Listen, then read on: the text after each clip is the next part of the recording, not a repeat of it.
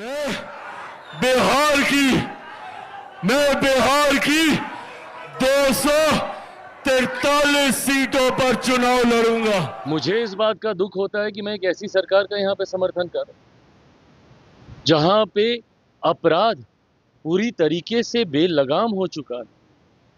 इस पे नियंत्रण पाना जरूरी होगा, नहीं तो इस तरीके से बिहार और बिहारियों की जिंदगी से होता हुआ खिलवाड़ बिहार को बहुत बुरे अंजाम तक लेगा।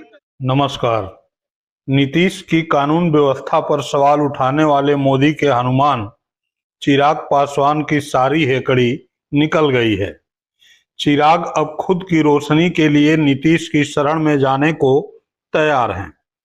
अब आप सोच रहे होंगे कि नीतीश बाबू ने मात्र 48 घंटे में ऐसा क्या कर दिया कि चिराग ये भूल गए कि उन्हें बिहार की सभी सीटों पर चुनाव लड़ना है और नीतीश के सहयोगी होने पर शर्म आती है। कारण साफ है, इतनी बड़ी पार्टी बीजेपी की औकात जब बगैर नीतीश के चुनाव लड़ने की नहीं है तो चिराग किस खेत की मूली हैं। यह बात उन्हें उनके ही राम नरेंद्र मोदी जी ने भी बताई होगी।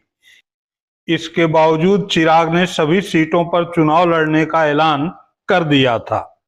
यहां तक नीतीश चुप रहे कि चलो तुम्हारी पार्टी है, एक सीट पर लड़ो या अनेक सीट पर लड़ो। लेकिन चिराग ने तब हद पार कर दी जब उन्होंने नीतीश की कानून व्यवस्था पर सवाल उठाकर न केवल नीतीश को कटघरे में खड़ा किया बल्कि यहां तक कह दिया कि उन्हें नीतीश सरकार का सहयोगी होने पर शर्म आती है। एक के बाद एक जिस तरीके से बिहार में आपराधिक घटनाओं की एक श्रृंखला सी बन गई है और प्रशासन पूरी तरीके से नतमस्तक दिख रहा है अपराधियों के सामने। ये बात सही है कि जो ये घटना घटी है ये जितनी निंदनीय है, जितनी शर्मनाक है, कार्रवाई भी हुई है, गिरफ्तारी भी हुई है, पर पहली बात ऐसी घटनाएं घट क्यों रही हैं? बिहार में जिस तरीके से हत्या, अपहरण, लूटमार, डकैती, बलात्कार एक के बाद ऐसी श्रृंखला बन गई है और अब तो ऐसा लग रहा है जैसे प्रशासन पूरी तरीके से नाकामयाब है इन घटनाओं को रोकने के लिए। और अगर ऐसे ही चलता रहा तो ये आने वाले दिनों में एक बहुत भयावह परिस्थिति उत्पन्न कर देगा हमारे प्रदेश में। उत्पन्न हो चुकी है। जिन परिवारों ने अपनों को खोया उनका हालात पूछिए, जिन बच्चियों के साथ इस तरीके से दुष्कर्म हो रहा है उनके हालात पूछिए। आज अगर इस तरीके की बातें भी कही जाती हैं कि चुनाव के कारण ऐसी गतिविधियों को असामाजिक तत्व अंजाम दे रहे हैं, अगर चुनाव भी एक कारण, और मैं भी मानता हूं कहीं ना कहीं कि संभवतः चुनाव भी एक कारण है, सरकार को बदनाम करने की साजिश के साथ संभवतः इन घटनाओं को अंजाम दिया जा रहा है, पर तब भी जिम्मेदारी तो प्रशासन की ही है ना इसको नियंत्रित करने की। कोई भी अपराधी आपके राज्य में आपराधिक घटनाओं को कैसे अंजाम दे रहा है प्रशासन के रहते हुए? या तो फिर इसमें प्रशासन की मिली भगत है और या फिर प्रशासन इस पे लीपापोती करने का कार्य कर रहा है, और या फिर पूरी तरीके से प्रशासन निकम्मा हो चुका है और अब इनके बस का नहीं है बिहार और बिहारियों को सुरक्षित रखना। ऐसे में पुनः एक बार मैं बिहार सरकार से आग्रह करूंगा, जरूरी है समय रहते हम लोगों को इसके ऊपर कार्रवाई करने की। मुझे इस बात का दुख होता है कि मैं एक ऐसी सरकार का यहाँ पे समर्थन कर रहा हूं जहां पे अपराध पूरी तरीके से बेलगाम हो चुका है। इस पे नियंत्रण पाना जरूरी होगा, नहीं तो इस तरीके से बिहार और बिहारियों की जिंदगी से होता हुआ खिलवाड़ बिहार को बहुत बुरे अंजाम। चिराग के इस बयान के बाद ही नीतीश के सिपाही आग बबूला हो गए और चिराग पर हमला बोल दिया। नीतीश के करीबी और जदयू के प्रवक्ता नीरज ने न केवल चिराग को आड़ों हाथे लिया बल्कि इशारों इशारों में मोदी को भी संदेश दे दिया कि अपने हनुमान को समझा लो वरना बात बिगड़ जाएगी। दुखी व्यक्ति और आधा मन से काम करने वाला व्यक्ति बड़ा काम नहीं कर पाता है। नेशनल क्राइम ब्यूरो जो आदरणीय अमित शाह जी का विभाग है, उसके आंकड़े 2022 तक के सार्वजनिक हुए हैं, जिसके बाद लोकसभा का चुनाव हुआ।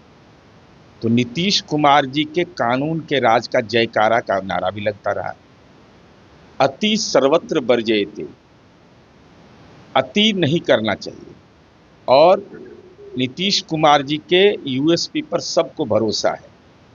चिंता का विषय यह है कि आदरणीय प्रधानमंत्री जी का संबोधन होता है, आदरणीय प्रधानमंत्री जी इस बात की चर्चा करते हैं कि जंगल राज के युवराज को नहीं आने देना है, और ऐसी स्थिति में खुद मंचासीन रहते हैं। वहाँ भी आवाज निकलनी चाहिए। कैबिनेट की बैठक में मुलाकात होती होगी, वहाँ भी अपनी बातों को रखना चाहिए। इन सब प्लेटफॉर्म को दरकिनार करके मीडिया प्लेटफॉर्म को बनाना, ये उनका विषय हो सकता है। इतना ही नहीं, हम पार्टी के मुखिया जीतन राम मांझी, जो चिराग पासवान की जात की ही राजनीति करते हैं, उन्हें भी आपदा में अवसर मिल गया। उन्होंने भी लगे हाथ चिराग पासवान को उनकी औकात बता दी। 2005 के पहले क्या स्थिति थी उसका जायजा है चिराग के पास। अगर न जायजा है तो नहीं बोलना चाहिए, और जायजा है तो ये होना चाहिए कि कोर्ट ने कहा था कि जंगल राज था, और हम इसको इस रूप में भी देखते हैं कि आज जब कोई घटना घटती है तो कार्रवाई होती है, यहाँ तक कि इनकाउंटर हो रही है। इससे ज़्यादा और क्या हो सकता है। लेकिन पहले हम भी थे उस समय, जो क्रिमिनल होता था उसको एक अन्य मार्ग यानी मुख्यमंत्री के घर पर बुलाया जाता था और सुलहनामा करके लोगों को छोड़ दिया जाता था। इसका मतलब सब उसी पार्टी के लोग क्रिमिनल थे, और किसी को हो जाता था तो उसको छोड़वा देते थे। आज वैसा तो ना अन्य मार्ग में कोई क्रिमिनल नहीं ना पैर डाल सकता है, या कोई निगोशिएशन नहीं ना होता है। यहाँ तो काउंटर हो रहा है। तो ये फर्क समझना चाहिए। चिराग जी को पहले की स्थिति आवाज़ की स्थिति में तुलना करके बोलना चाहिए। 14 करोड़ जनसंख्या है, घटनाएं हो रही है, होती है, लेकिन उस पर फॉलो अप एक्शन होता है। न अगर एक्शन होता तो एक बात भी थी, उसको संरक्षण दिया जाता, उसको छुड़वाया जाता ले करके, तब एक बात थी। तो वैसा तो हो नहीं रहा है जैसा कि तेजस्वी जी के पिताजी के राज में होता। फिर क्या, 48 घंटे भी नहीं गुजरे और कानून व्यवस्था वाली लाज शर्म को उतार फेंक चिराग न केवल नीतीश की शरण में आ गए, बल्कि प्रशंसा गीत में वह बोल भी जोड़ते दिखे जिस पर उनके राम मोदी और मोदी की पार्टी बीजेपी भी अभी मौन है। जा रहा है कि अब कंफ्यूजन की स्थिति है, आपने ही सवाल खड़ा कर दिया अपनी ही सरकार के ऊपर। सहयोगी हूं मैं सरकार का। ऐसे में सहयोगी की जिम्मेदारी है कि सरकार में अगर कुछ चिंताजनक कोई ऐसी जानकारी सामने आए तो उस पे हम लोग चर्चा करके उसको कैसे हम लोग बेहतर कर सकें, इस सोच के साथ हम लोग कार्य करने की जिम्मेदारी मेरे ऊपर है बतौर सहयोगी। जो लोग इस मंशा को रखते हैं कि एनडीए की ताकत को कमजोर कर वो अपनी राजनीतिक रोटियां सेक लेंगे, कतई ये नहीं होने वाला। मैं जानता हूं, मेरा इतिहास है, 2020 में अकेले चुनाव लड़ा था, तो विपक्ष जो अब चुनाव जीत नहीं सकता, तो वो चाहता ये है कि अगर कोई गठबंधन का सहयोगी अलग हो जाए तो उनकी जीत की राह आसान हो जाए। ये होने नहीं वाला। मुख्यमंत्री नीतीश कुमार जी के नेतृत्व में हम लोग चुनाव लड़ रहे हैं। चुनाव परिणामों के बाद मुख्यमंत्री जी पुनः एक बार मुख्यमंत्री बनने जा रहे हैं। एनडीए में 5 घटक दल हैं बिहार के, पांचों के पांचों हैंड एंड ग्लव्स की तरह कार्य कर रहे हैं। एक ऐतिहासिक जीत की ओर हम लोग अग्रसर हो रहे हैं। मेरे शब्दों में जो बगावत देखना चाहते हैं, मैं उनको स्पष्ट कर दूं कि एक बिहारी और सहयोगी होने के नाते वो मेरी चिंताएं हैं, और उन चिंताओं को मिलकर रिजॉल्व करना एक कलेक्टिव रिस्पॉन्सिबिलिटी हम सब की है, और उसी भूमिका को मैं निभा रहा हूं। तो कतई संदेह ना करें। एएनआई पर आप हमेशा कहते रहते हैं और आप ऐसे भी बोलते हैं कि आप हनुमान हैं प्रधानमंत्री नरेंद्र मोदी के। ये बिहार का चुनाव काफी महत्वपूर्ण रहने वाला है। एसआईआर के मुद्दे पर लगातार सरकार को घेरा जा रहा है, इलेक्शन कमीशन से सवाल पूछा जा रहा है। अब आपने कहा था एक बीच की 243 सीटों पर मैं चुनाव लड़ने की सोच रहा हूं, इसको लेकर के विपक्ष कह रहा है कि अब सेपरेशन दिखाई देता है। जब मैंने 243 कहा था, उसके साथ ही मैंने इस बात को भी कहा था कि हर सीट पे चिराग पासवान बनकर चुनाव लड़ना होगा। क्या एक ईमानदार सहयोगी की भूमिका ये होती है कि जितनी सीटों पे मैं चुनाव लड़ूं मात्र सिर्फ उन्हीं सीटों पे मैं ध्यान दूं? तो कैसा सहयोगी हूं मैं? जितनी सीटें भाजपा लड़े तो क्या से भाजपा के लोग उतनी सीटों पे प्रचार करें, जदयू वाले अपनी सीटों पे प्रचार करें, तो फिर कैसे सहयोगी हैं हम?